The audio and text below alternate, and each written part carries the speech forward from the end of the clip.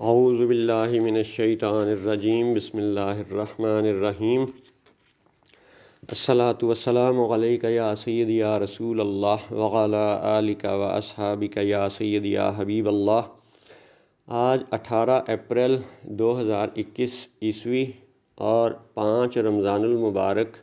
سن 1442 ہجری ہے۔ لاہور ملتان روڈ پر ابھی بھی جو تحریک لبیک یا رسول اللہ کے کارکنان اور پولیس اور رینجرز کا وہ مارکہ برپا ہے، اس کی ویڈیوز آج بھی سوشل میڈیا پہ گردش کر رہی ہیں۔ اب بات یہ ہے کہ جو ہم جیسے بڈھے لوگ اپنی زندگی کی 5 دہائیاں دیکھ چکے ہیں اور اب 6ٹھی دہائی میں سے گزر رہے ہیں، تو ہمیں چاہیے کہ ہم دونوں طرف کچھ سمجھانے بجھانے والا اور بہتری والا معاملہ کرنے کی کوشش کریں۔ تو یہ آج کی ریکارڈنگ اسی نیت سے ہے کہ اللہ تعالی ہم سب پہ رحم فرمائے اور ہمارے لیے اس شر کے معاملے میں سے بھی خیر کے پہلو کو نکال کے ہم سب کے لیے خیر والا معاملہ بنا دے۔ اب موٹے موٹے جو 3 گروہ ہیں اس وقت بڑے بڑے، وہ یہ نظر آ رہے ہیں کہ جو سرکاری اہلکار ہیں، پولیس والے یا رینجرز والے یا جو بھی کوئی سرکاری ادارے ہیں، ان کے اہلکاروں کا ایک خیال اور موقف یہ ہے کہ جی ہمیں تو ہمارے جو افسران ہیں وہ حکم دے رہے ہیں کہ امن و امان بحال کرو، تو اب اگر ہم ان کا حکم مانتے ہیں، ٹھیک ہے، تو ایمان خطرے میں پڑتا نظر آتا ہے، اور اگر نہیں مانتے تو نوکری چلی جائے گی۔ اس لیے ہم بڑی عجیب کشمکش میں مبتلا ہیں۔ اور اگر سوچیں تو اہلکاروں کا، سپاہی کا یہ موقف اپنی جگہ پہ ایک بڑا جاندار محسوس ہوتا ہے۔ پھر جب تحریک لبیک کے کارکنان سے ان کا موقف دیکھو سنو، تو ان کا یہ کہنا ہے کہ جی ہم تو ایک بڑے اعلیٰ نوبل کاز کے لیے نکلے ہیں، ہم تو ناموس رسالت کے لیے نکلے ہیں، اور حکومت اپنے سابقہ وعدے پورے کیوں نہیں کر رہی، یہ ان کا ایک موقف ہے۔ اور پھر یہ کہ وہ یہ بھی کہہ رہے ہیں کہ حکومت قتل و غارت تو روکے۔ پھر تیسرا گروپ یہ ہے کہ جس میں بڑے بڑے وزراء اور یہ بڑے بڑے لوگ شامل ہیں، شیخ رشید، وزیر مذہبی امور اور یہ وزیر اعظم وغیرہ، یعنی حکومت۔ اور حکومت کا موقف یہ ہے کہ انہیں فی الوقت FATF کے معاملات کو بھی سلجھانا ہے، اور اس سے زیادہ اہم ان کی نظر میں یہ ہے کہ حکومت کی رٹ کو ہر صورت قائم کرنا ہے، خواہ اس کے لیے کچھ بھی قیمت ادا کرنی پڑے۔ تو یہ 2-3 یعنی مختلف موقف ہیں جو ہمارے سامنے ہیں۔ اب ان سب کے حوالے سے اس حقیر کی گزارش یہ ہے کہ بخاری شریف میں حدیث نمبر 2444 میں رسول پاک صلی اللہ علیہ وآلہ وسلم کا فرمان مذکور ہے۔ رسول پاک صلی اللہ علیہ وآلہ وسلم نے فرمایا کہ اپنے بھائی کی مدد کرو، خواہ وہ ظالم ہو یا مظلوم۔ اب صحابہ نے عرض کیا کہ یا رسول اللہ، ہم مظلوم کی مدد تو کر سکتے ہیں، لیکن ظالم کی مدد کس طرح کریں؟ تو رسول اللہ صلی اللہ علیہ وآلہ وسلم نے فرمایا کہ ظلم سے اس کا ہاتھ پکڑ لو۔ مطلب یہ ہوا کہ یہی اس کی مدد ہے کہ اس کو ظلم سے روک لو۔ اب خواہ دائیں طرف یا بائیں طرف جدھر سے بھی کسی ایک گروپ کو آپ مظلوم سمجھیں گے تو الٹیمیٹلی دوسرا گروہ ظالم شمار ہوگا۔ تو اس تناظر میں ہم جیسے بڈھے جو ہیں وہ ہمارا یہ فرض بنتا ہے، خواہ ہم اس کو دینی فرض سمجھیں، ملی فرض سمجھیں، ہمیں یہ چاہیے کہ معاملات کو سلجھانے کے لیے جو اپنا حصہ ہے وہ تو ادا کریں، باقی اللہ رسول کے سپرد۔ اور بہرحال اللہ سے اچھی امید کی نیت سے یہ چند گزارشات ہیں جو یہ حقیر آپ کی خدمت میں پیش کرنا چاہتا ہے، اور امید ہے کہ پاکستان اور مسلمانوں کے لیے یہ نکات اہم بھی ہیں اور اللہ کے فضل سے ہمارے لیے مددگار بھی ثابت ہوں گے اگر ہماری انتظامیہ، ہمارے ادارے ان پر ذرا توجہ کر لے تو پہلی گزارش یہ ہے کہ قرآن پاک میں سورۃ الانعام، جو کہ قرآن پاک کی 6ٹھی سورت ہے، اس کی آیت نمبر 151 میں اللہ تعالیٰ کا ارشاد ہے، قل تعالوا اتل ما حرم ربکم علیکم الا تشرکوا بہ شیئا وبالوالدین احسانا ولا تقتلوا اولادکم من املاق نحن نرزقکم وإیاہم ولا تقربوا الفواحش ما ظہر منها وما بطن ولا تقتلوا النفس التي حرم اللہ الا بالحق ذالکم وصاکم بہ لعلکم تعقلون۔ اس کا ترجمہ یہ ہے کہ تم فرماؤ آؤ میں تمہیں پڑھ سناؤں جو تم پر تمہارے رب نے حرام کیا، یہ کہ اس کا کوئی شریک نہ کرو اور ماں باپ کے ساتھ بھلائی کرو اور اپنی اولاد قتل نہ کرو مفلسی کے باعث۔ ہم تمہیں اور انہیں سب کو رزق دیں گے اور بے حیائیوں کے پاس نہ جاؤ جو ان میں کھلی ہیں اور جو چھپی، اور جس جان کی اللہ نے حرمت رکھی اسے ناحق نہ مارو۔ یہ تمہیں حکم فرمایا ہے کہ تمہیں عقل ہو۔ اب یہاں ترجمہ مکمل کرنے کے بعد اب دوبارہ سے عرض ہے کہ اسی آیت کو پچھلے سالوں میں اولاد کی تعداد کے حوالے سے یعنی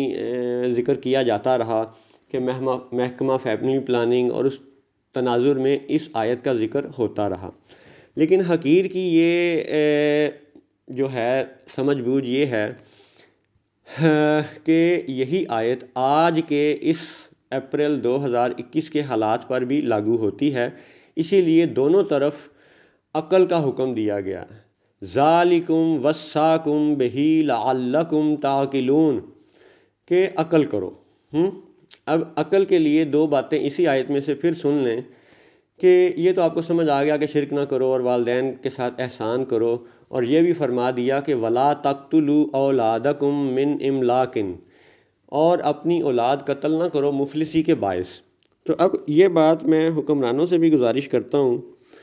کہ آپ کو اللہ نے حکومت اور ملک عطا فرمایا ہے، اور یہ جو رعایا ہے، یہ جو عوام الناس ہیں، جس میں کہ میں خود بھی چاہے میں چھٹی دہائی کا یہ زندگی کا دیکھ رہا ہوں عرصہ، لیکن میں بھی اس معاملے کے مطابق میں بھی آپ کی ایک طرح سے اولاد میں ہوں۔ آپ حکمران ہیں، رعایا آپ کی اولاد ہے، تو یہ گزارش ہے یا یوں سمجھیں کہ اللہ کا حکم ہے، آپ اس کو ذرا غور کریں۔ ولا تقتلوا اولادکم من املاق، کہ مفلسی کے باعث مفلسی کے ڈر سے اپنی اولاد کو قتل نہ کرو۔ تو پہلی گزارش یہی ہوئی کہ اللہ کے واسطے اس پولیس اور رینجرز اور ان سب اداروں کو فوری طور پہ احکامات جاری کرو کہ یار بندے مارنے تو بند کرو، پھر باقی باتیں بھی مل بیٹھ کے طے ہو جائیں گی۔ اچھا، دوسری بات آگے چل کے اسی آیت میں پھر فرمایا گیا کہ ولا تقتلوا النفس التي حرم اللہ الا بالحق۔ اب یہ آیت دونوں پہ لاگو ہے کہ ولا تقتلوا النفس التي حرم اللہ الا بالحق، اور جس جان کی اللہ نے حرمت رکھی اسے ناحق نہ مارو۔ اب یہ حصہ تحریک کے کارکنوں پہ بھی لاگو ہے اور حکومت پہ بھی لاگو ہے، اور میری دونوں طرف یہ گزارش ہے اللہ کے اس فرمان کے مطابق، دونوں طرف آپ کی خدمت میں یہ پھر اللہ کا فرمان پیش خدمت ہے، ذالکم وصاکم بہ لعلکم تعقلون، کہ یہ تمہیں حکم فرمایا ہے اللہ نے کہ تمہیں عقل ہو۔ تو اس لیے میری گزارش ہے کہ خدا را عقل سے کام لیں اور اللہ رسول کے احکامات کو سنیں، سمجھیں، مانیں۔ جب ہم اللہ رسول سے اپنی لو لگا لیں گے اور اپنے آپ کو اللہ رسول کے مطابق ڈھال لیں گے تو یقین کریں ہمارے ان سب معاملات میں سے ابھی بھی خیر نکل سکتی ہے، ابھی بھی یہ ناممکن نہیں ہے۔ اب اس ساری بات کو سیاق و سباق بیان کرنے کے بعد اب ایک تھوڑا مختصر کل والی پچھلی تقریر کا آپ کو یاد دہانی کروا دوں کہ فوریکس ایکسچینج ریٹ کے حوالے سے گزارش کی تھی کہ یہ بہت بڑا ظلم ہے، تو اس کی دوبارہ سے جسٹ یاد دہانی کہ اگر انڈیا کا روپیہ اور پاکستان کا روپیہ ان دونوں کی ریشو آج 2:1 ہو چکی ہے، یعنی ہم 2 روپے دیں پاکستانی تو 1 انڈیا کا روپیہ ہمیں ملتا ہے۔ تو اسی کی دوبارہ مثال کہ اگر ہم پاکستان سے پیاز کے 2 ٹرک واگا بارڈر سے ادھر بھیجتے ہیں تو اصل میں ہمیں پیسے 1 ٹرک کے ہی ملتے ہیں۔ یہ وہ ظلم ہے جس پہ ہماری حکومت کو تھوڑا غور کرنا چاہیے. یہ فاریکس بہت بڑا ظلم ہے، خدا را اس پہ عوام کی مدد کرے. اب یہ تھی پچھلی یاد دہانی. اب اگلی باتوں میں سے حکومت کے موقف سے شروع کرتے ہیں. حکومت کا موقف یہ ہے کہ FATF کے جو قوانین عالمی سطح پہ اس وقت لاگو ہیں،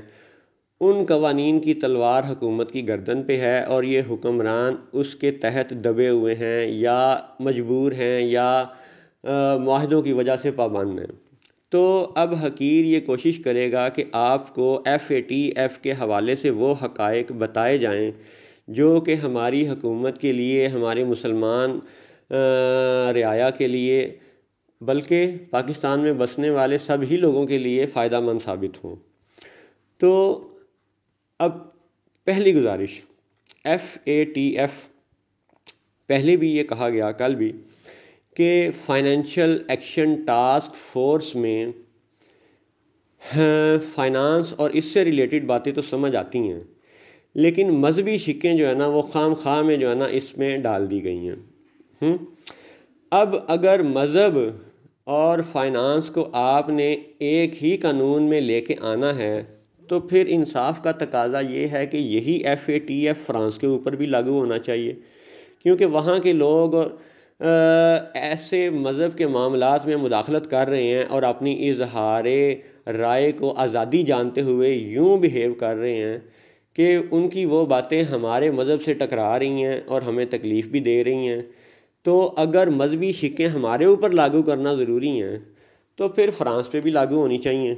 اگر پاکستان اپنے ملک کے عوام پر FATF لاگو کرنا لازمی سمجھتا ہے اور کر بھی رہا ہے تو